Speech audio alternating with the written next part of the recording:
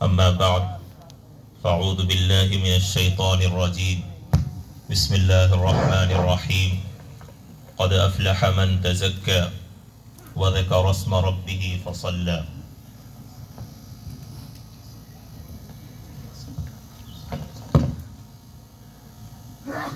اللهم صل على سيدنا محمد وعلى آل سيدنا محمد وبارك وسلم. معزز حاضرین کرام، جیسا کہ اعلان ہوا تھا کہ ٹھیک 9 بجے انشاءاللہ نماز ادا کی جائے گی،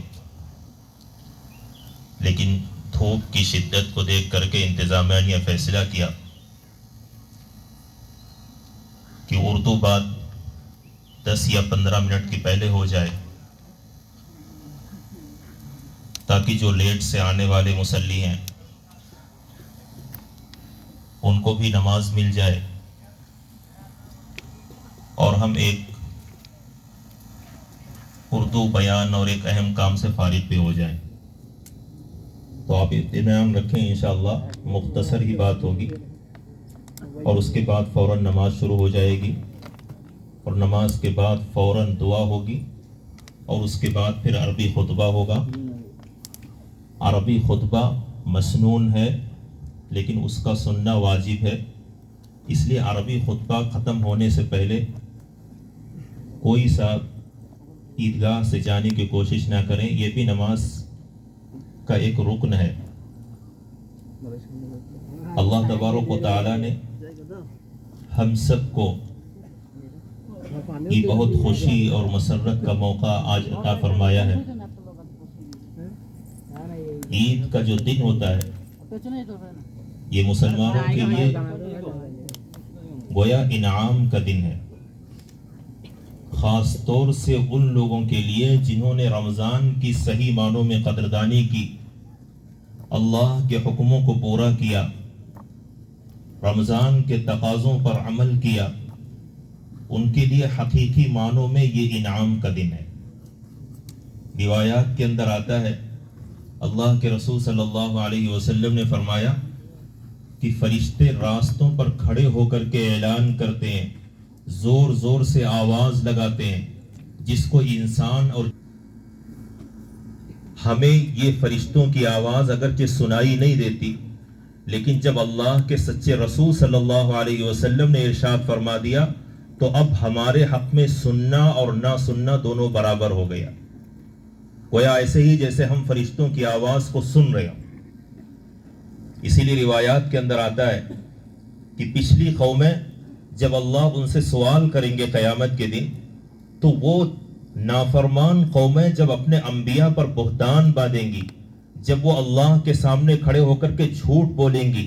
ما جاءنا من بشیر ولا نذیر، کوئی ڈرانے والا اور کوئی بشارت دینے والا ہمارے پاس نہیں آیا. اگر ہمارے پاس آپ کا پیغمبر آپ کا دین لے کر آتا، ہم اس دین کا استقبال کرتے اور ہم بھی آج اچھے عمل کر کے جنت میں جانے والے بن جاتے.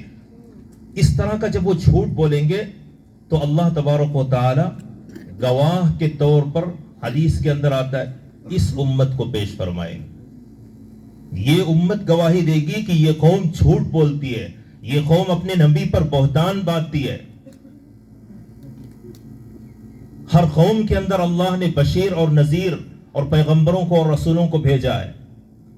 وہ قومیں اعتراض کریں گی کہ تم کو کیا پتا، تم ہمارے حق میں گواہی کیسے دے سکتے ہو، تم تو ہزاروں سال کے بعد تم دنیا میں آئے ہو، جب ہم تھے تمہارا وجود کا پتہ نہیں تھا. تو امت محمد صلی اللہ علیہ وسلم کہے گی کہ ہم گواہی اس بنیاد پر دیتے ہیں کہ ہمارے سچے پیغمبر صلی اللہ علیہ وسلم نے ہمیں اس بات کی خبر دی تھی. ہمارے پیغمبر پر جو اللہ کی کتاب نازل ہوئی تھی، اس کتاب کے اندر اس بات کی خبر دی گئی تھی کہ تمہارے پاس ڈرانے والا اور بشارت دینے والا آیا. تو ہم اگرچہ فرشتوں کے اعلان کو، فرشتوں کی پکار کو نہیں سنتے، لیکن جب اللہ کے رسول صلی اللہ علیہ وسلم نے فرما دیا کہ فرشتے راستوں پر کھڑے ہو کر کے اعلان کرتے ہیں، تو گویا ہمارے حق پہ سننا اور نہ سننا دونوں برابر ہو. گویا ہم اپنے کانوں سے سن رہے ہیں فرشتوں کی آواز.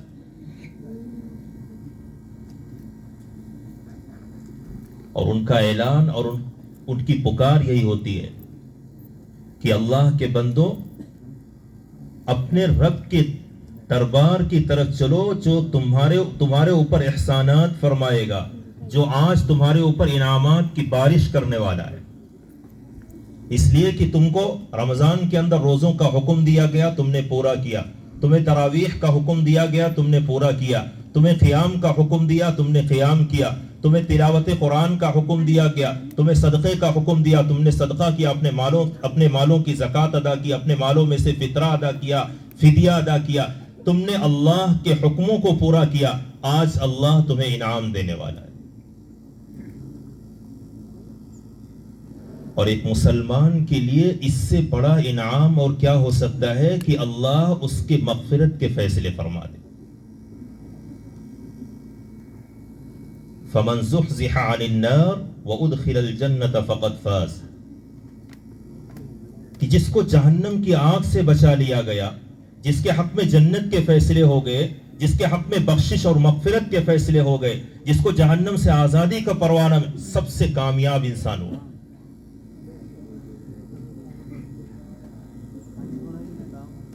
اس لیے عید کا دن ہمارے لیے انتہائی خوشی کا دن، اسی لیے اللہ کے رسول صلی اللہ علیہ وسلم جب مدینہ منورہ تشریف لے گئے اور آپ نے دیکھا کہ وہاں کی قومیں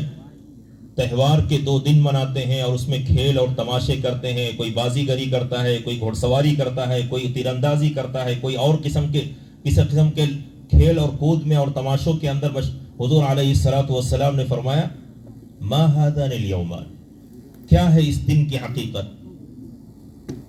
تو انہوں نے جواب دیا کہ ہم زمانے جاہلیت سے اس طرح سے سال میں 2 دن تہوار کے طور پر مناتے ہیں اور اس میں کھاتے ہیں اور پیتے ہیں اور کھیل اور تماشے کرتے ہیں۔ اللہ کے رسول صلی اللہ علیہ وسلم نے فرمایا کہ اللہ نے ان دونوں دنوں کے بدلے میں تم کو اس سے بہتر 2 خوشی کے دن عطا فرمائے۔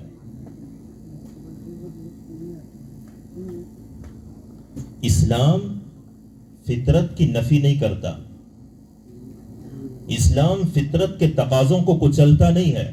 بلکہ فطرت کے تقاضوں کی تکمیل کرنے کے لیے آیا۔ یہ خشک مذاق نہیں ہے، یہ ہاں بس حضور علیہ الصلوۃ والسلام کا یہ طریقہ ہوتا تھا کہ جو خوشی کا اور مسرت کے اظہار کا موقع ہوتا، کھیل اور تماشوں کا موقع ہوتا، حضور علیہ الصلوۃ والسلام بجائے اس کے کہ سختی کے ساتھ منع کرتے تھے، نہیں اس کی بالکل اجازت نہیں، بس یہ کرتے تھے کہ اس کو عبادت کا رنگ دے دیتے تاکہ دنیا میں بھی ہمارے لیے خوشی کا دن بن جائے اور آخرت میں بھی وہ ہمارے لیے خوشی کا دن بن جائے۔ حضور علیہ الصلوۃ والسلام نے ان دونوں دنوں کو بھی آپ دیکھیں عبادت کا رنگ دے دیا۔ آپ خوشی اور مسرت کے اظہار سے منع نہیں کیا گیا، اسی لیے اس دن کو ایام اکل شرب کہا جاتا ہے کہ یہ کھانے اور پینے کا دن ہے۔ اسی لیے حدیث کے اندر فرمایا گیا کہ عید الفطر کے دن روزہ رکھنا حرام ہے، ممانعت ہے روزہ رکھنے، کیونکہ اگر آج بھی ہمیں روزے کا حکم ہوتا تو عید کی خوشی ادھوری ہو جاتی۔ مکمل شریعت کی طرف سے اجازت ہے کہ آپ عید کے دن بھرپور طریقے پر اپنی خوشی کا اور اپنے مسرت کا اظہار کریں۔ آپ اچھا کھائیں، اچھا پیئیں، اچھے لباس پہنیں، عزیز و اقارب سے ملیں، آپ ان کی دعوتیں کریں، وہ آپ کی دعوتیں کریں، بس منکرات سے اپنے آپ کو بچائیں۔ کیوں؟ اس لیے کہ یہ آج کے دن اللہ کی طرف سے انعامات کے فیصلے ہونے والے ہیں، آج کے دن اللہ کی طرف سے ہمارے حق میں مغفرت کے فیصلے ہونے والے ہیں۔ حدیث کے اندر آتا ہے، اللہ کے رسول صلی اللہ علیہ وسلم نے فرمایا عید کی نماز ختم ہونے کے بعد فرشتہ فوراً اعلان کرتا ہے کہ لوگوں جاؤ اب اپنے گھروں کو اس حال میں کہ تمہارے گناہ معاف کر دیے گئے، تم بخشائے چلے جاؤ۔ اس لیے آج کے دن اپنی خوشی کا اور مسرت کا اظہار ہمیں اللہ کی حدود میں رہ کر کے کرنا ہے۔ جہاں تک ہمیں شریعت نے اجازت دی ہے، ہر انسان اپنے دل کو اور اپنے روح کو تسکین دینے کے لیے جو طریقہ اپنا سکتا ہے، جائز حدود میں رہ کر کے وہ سب کچھ کر سکتا ہے۔ ہاں اللہ کے حدود سے تجاوز نہیں کرنا ہے، ہمیں اس کو خرافات کا دن نہیں بنانا ہے، نوجوان ہمارے اس دن خوشی کے اظہار کے لیے بالکل وہ طریقہ جو خود اس نوجوان کی تکلیف کا ذریعہ بن جائے، اس کے گھر والوں کی تکلیف کا ذریعہ بن جائے، اسلام اور مسلمانوں کو بدنام کرنے کا جو ذریعہ بن جائے، ایسے خوشی اور مسرت کے اظہار کی اجازت نہیں ہے۔ آپ روڈ پر گاڑیاں لے کر نکلیں، ویلنگ کریں، آپ کا ایکسیڈنٹ ہو، آپ ڈیوائیڈر سے ٹکرا جائیں یا کسی اور گاڑی سے ٹکرا جائیں، اس کو بھی چوٹ پہنچے، آپ کو بھی چوٹ پہنچے، اور عید کا دن خوشی کے بجائے غم کا دن آپ کے حق میں اور آپ کے گھر والوں کے حق میں بن جائے، اس کی اجازت نہیں۔ جائز حدود میں رہ کر کے ہر طریقے کو ہمیں اپنائیں۔ اسلام نے نہ صرف اس کی اجازت دی ہے بلکہ اللہ کے رسول صلی اللہ علیہ وسلم نے باقاعدہ اس کی ترغیب دی ہے۔ روایات کے اندر آتا ہے عید کے دن کچھ حبشی بازی اور کرتب دکھا رہے تھے، اللہ کے رسول صلی اللہ علیہ وسلم نے ان کو منع نہیں کیا بلکہ خود بھی آپ نے پسند کی نظر سے دیکھا اور اپنے پیچھے چھپا کر کے حضرت عائشہ رضی اللہ عنہا کو بھی دکھایا، اور جب تک حضرت عائشہ رضی اللہ عنہا کے پیروں میں درد نہیں ہو گیا، کھڑے کھڑے تھک نہیں گئی، تب تک آپ کھڑے ہی رہے، ان کو دکھاتے رہے۔ جب وہ تھک چکے پھر حضور علیہ الصلوۃ والسلام نے فرمایا چلو واپس سے۔ روایات کے اندر آتا ہے عید کے موقع پر اللہ کے رسول صلی اللہ علیہ وسلم عید کی نماز سے فارغ ہو کر گھر میں تشریف لے گئے۔ کچھ انصار کی چھوٹی چھوٹی بچیاں حضور کے گھر میں تشریف لائیں اور جنگ بغاز کے تعلق سے کچھ اشعار پڑھنے لگی۔ تھوڑی دیر میں حضرت ابو بکر صدیق رضی اللہ عنہ گھر میں آئے، دیکھ کر تعجب ہوا کہ ان بچیوں کو ادب نے حضور کے گھر میں حضور کے سامنے اشعار پڑھا جا۔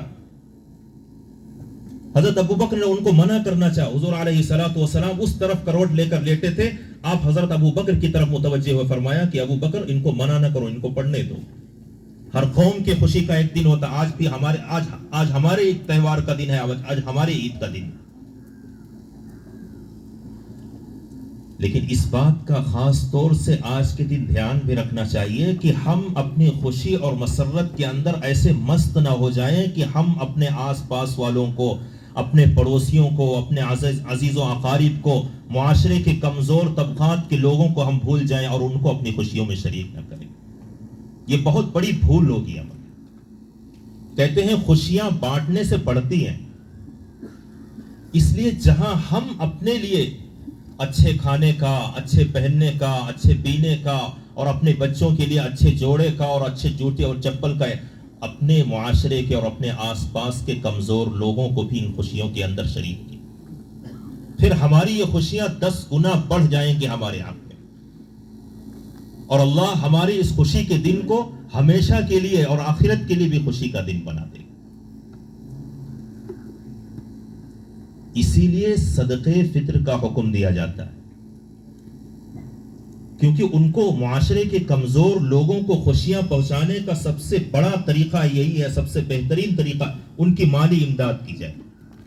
تاکہ وہ بھی اپنے لیے اچھے کھانے کا انتظام کر سکیں، اچھے پہننے کا انتظام کر سکیں۔ اس لیے حکم دیا گیا کہ عید کی نماز کو آنے سے پہلے صدقے فطر آپ نکال کر کے آئے، تاکہ ان کو بھی اپنے بچوں کو عید کی حقیقی خوشی دینے میں مدد ملے، اور یہ آپ کے روزوں کی کوتاہیوں کا کفارہ بھی بن جائے۔ جو چھوٹی موٹی روزوں کے اندر غلطیاں ہو جاتی ہیں، یہ صدقے فطر ان غلطیوں کے لیے بھی کفارہ بن جاتا ہے، غریب کے تعاون کا ذریعہ بھی بن جاتا ہے۔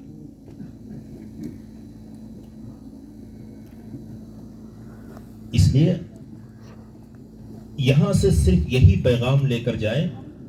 کہ یہ ہمارے خوشی کا دن ہے، مسرت کے اظہار کا دن ہے، لہذا ہمیں خوشی منانا ہے، ہمیں اپنے مسرت کا اظہار کرنا ہے، اپنے قلب اور روح کو تسکین دینے کے لیے ہر وہ طریقہ اپنانا ہے جس کی شریعت مطہرہ کے اندر اجازت ہے، بس اللہ کے حدود کو پار نہیں کرنا ہے، اور اسی طریقے پر اپنے معاشرے کے کمزور طبقات کے لوگوں کا بھرپور خیال کرنا ہے۔ اللہ تبارک و تعالی